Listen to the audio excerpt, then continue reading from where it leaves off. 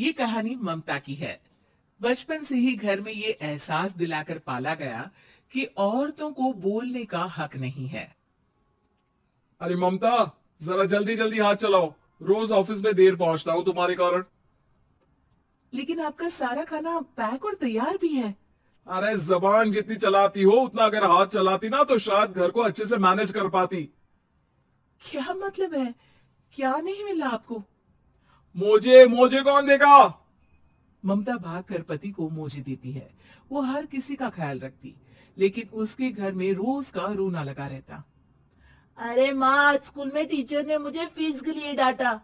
माँ, मुझे अच्छा नहीं लगता कि स्कूल में फीस के पैसों के लिए मुझे कोई भी बात सुनाए।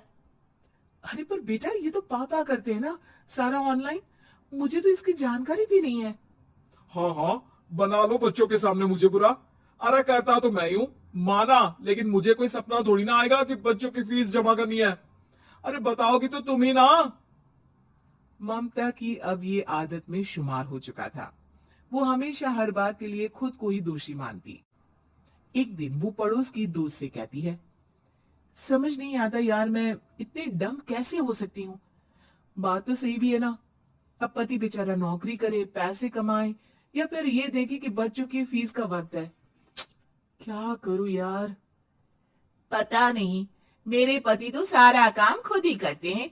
वो तो कहते हैं कि तुम थक जाती होगी, सारा दिन घर बाहर बच्चे। तो अच्छा, ऐसे भी पति होते हैं क्या? अरे क्या बात कर रही है? भाई साहब कभी तुझे किसी बात के लिए सुनाते नहीं? किसने कहा नहीं सुनाते? अरे ये पति चीज ही ऐसी होती है कि बिना पत्नी को सुनाए उन्हें चैन की नींद कहाँ आती है। तो तू भी परेशान रहती होगी कि कैसे, क्या, कब भूल गई। अरे वो तो मुझे बस इस बात के लिए ताना देते हैं कि मैं वक्त पर खाना क्यों नहीं खाती, या पार्लर जाकर अपनी साज सज्जा क्यों नहीं करवाती। पड़ोसन बोल ही रही होती है कि ममता के बेटे की आवाज आती है। अरे माँ, क्या हो गया? लग नहीं रहा कि आज आप मुझे पानी भी देगी। अरे कब से खाने के लिए वेट कर रहा हूँ। अरे यार, मैं चलती हूँ। बेटा खाने के लिए वेट कर रहा है, मैंने उसे खाना भी नहीं दिया। अरे 12वीं में पहुंच चुका है तुम्हारा बेटा, उसे बोलो खुद पानी लिया करे। मैंने तो अपने बच्चों को काम करना सिखाया है। अरे यार, खुद की भी तो कोई लाइफ है। माना जब नहीं कर सकते थे तो किया, लेकिन अब इतने बड़े बच्चों की हर बात मानेंगे तो मुश्किल तो अपनी को ही होगी। ममता को पड़ोसन की बात में दम तो लगता है, लेकिन करे क्या, आदत भी तो खुद ही ने डाली थी। ममता घर जाती है कि तभी बेटी आ जाती है। माँ, परसों मुझे एक शादी में जाना है। तेरी वो जो लाल वाली साड़ी है ना, उसे दे देना। मैं आज जाकर टेलर को दे दूंगी, वो उस साड़ी से सूट बना देगा। अरे नहीं नहीं तारा, वो मेरी माँ ने मुझे दी थी और उस साड़ी से मेरी काफी भावनाएं जुड़ी है। तुमको ना मैं दूसरी साड़ी दे दूंगी। ओके, कोई बात नहीं, लेकिन आज दे देना पक्का। तारा माँ की साड़ी से सूट बनवाकर पार्टी में जाती है, लेकिन जब वो पार्टी से लौटती है, क्या है, मैं तो समझ ही नहीं पा रही हूँ। अरे जब वो साड़ी मांगी थी तो ये छल्ली सी साड़ी क्यों दे दी?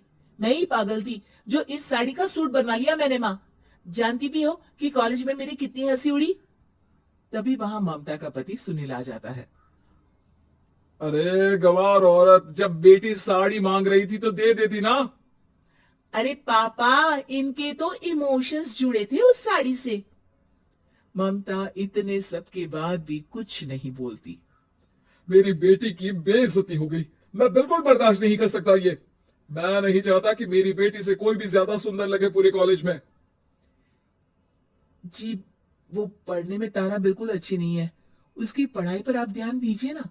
अच्छा, अब तुम मुझे बताओगी कि मुझे किस पर ध्यान देना और किस पर नहीं। रमेश जैसा ही ये वाक्य पूरा करता है, ममता की बेटी और पति उस पर जोर जोर से हंसते हैं। अरे ठीक है ना, पता ही नहीं चला कि कैसे वक्त इतना बीत गया। अरे कैसे पता चलेगा माँ, हम लोगों के पीछे जो तू बैताल की तरह चिपकी रहती थी, तुझे कैसे वक्त का पता चलता। ममता को पहले सास ससुर, फिर पति और बच्चों की तरफ से इस तरीके की बातें सुनकर उसका मन बहुत दुखी रहता था। एक दिन, सुनो ना, बहुत दिनों से कमर के नीचे बहुत दर्द रहता है। कल मैंने देखा तो एक फोड़ा था। अरे ममता, एक बार अपने पति से बात करो, वो तुम्हारा फोड़ा डॉक्टर को दिखा देंगे। अरे नहीं नहीं, वो तो गुस्सा हो जाएंगे। अरे क्यों गुस्सा हो जाएंगे? तुमको दर्द है? हाँ, लेकिन वो यही बोलेंगे कि ऑफिस जाऊं या फिर तुम्हें लेकर डॉक्टर के पास।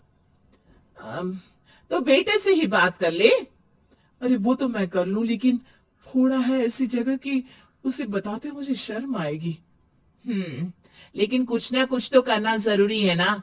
ऐसे कब तक फोड़े के दर्द से तड़पती रहेगी? अब तो सोच रही हूँ कि इनसे बात कर ही लूं, वरना दर्द के मारे कहीं मर ना जाऊं। लेकिन शाम को, ममता, क्या किया तुमने आज? खाने के डिब्बे में कैसा खाना दिया था? दाल खराब हो गई थी। कब की थी? दाल तो मैंने सुबह ही बनाई थी, खराब कैसे हो गई? अच्छा सुनिए ना, मुझे कहना है कि अरे गरम दाल बंद करोगी तो ऐसा ही होगा ना। बेइज्जती हो गई सबके सामने मेरी। ऑफिस वालों ने ऐसा मजाक उड़ाया कि क्या बोलूं। कल से ठीक से खाना देना है तो देना, वरना खाना देना बंद कर देना। बाहर खा लूंगा मैं। ममता, जो पति से अपनी परेशानी बताने वाली थी, वो अब ये सोचने लगती है कि कल से पति को खाने में क्या दे।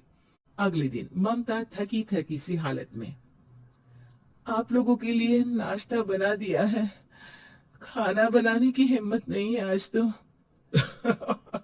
रात भर सोकर थक गई है ना, इसीलिए तो खाना नहीं बना सकती। हिम्मत नहीं हो रही है, मैं बस सोने जा रही हूँ। बस मैडम को सोने का बोल दो, फिर देखो कैसे सोती रहती है। माँ, फिर वही पराठा सब्जी। अरे हमारे साथ के दोस्त एक से बढ़कर एक नाश्ता खाना लेकर आते हैं, आप तो बस। सभी घर से निकल जाते हैं, लेकिन जब शाम को बेटा घर आता है तो घर में अंधेरा रहता है। बेटा लाइट जलाता है। क्या माँ, तुम्हारा भी जवाब नहीं है बिजली का बिल बचाने के लिए? वो बोल ही रहा होता है कि सामने माँ जमीन पर लेटी मिलती है। वो उसके पास जाता है। अरे माँ, क्या हो गया माँ? तभी वहां पड़ोसन आती है। अरे बेटा, तुम्हारी माँ के पैर के पास एक फोड़ा है, जिसके कारण ये लगातार कमजोर होती जा रही थी। मैंने उसे पहले ही कहा था कि घर में बता दो, लेकिन तुम्हारी माँ किसी को तंग करना नहीं चाहती थी। तभी वहां डॉक्टर आ जाता है। अरे इनके ऑर्गन में दिक्कत है, कोई बात है जो इनके मन में खटक रही है। अरे नहीं नहीं, इसके मन में कोई बात नहीं है। कोई काम है नहीं ना इसके पास, सारा दिन बस घर में ही रहती है। देखिए, मैं तो ये नहीं जानता, लेकिन हाँ, इनके मन में हमेशा कोई बात रह जाती होगी, इसलिए उनकी ये हालत है। अगर आप समय से नहीं ले आते तो हो सकता था कि। अरे नहीं नहीं डॉक्टर साहब, हम पूरी कोशिश करेंगे कि वो ठीक हो जाए। हम लोगों ने अपनी परेशानी माँ के सामने रखी, लेकिन किसी ने माँ की दिक्कत को जानने की कोशिश तक नहीं की। हाँ, मैंने भी ममता को हमेशा घरेलू जरूरत से ज्यादा काम का नहीं सोचा था। ममता को होश आता है और वो खुद को अपने बेडरूम में देखती है।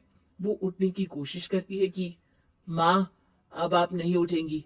हम लोग है ना, हम लोग आपको पूरी तरह से खुश रखने की कोशिश करेंगे।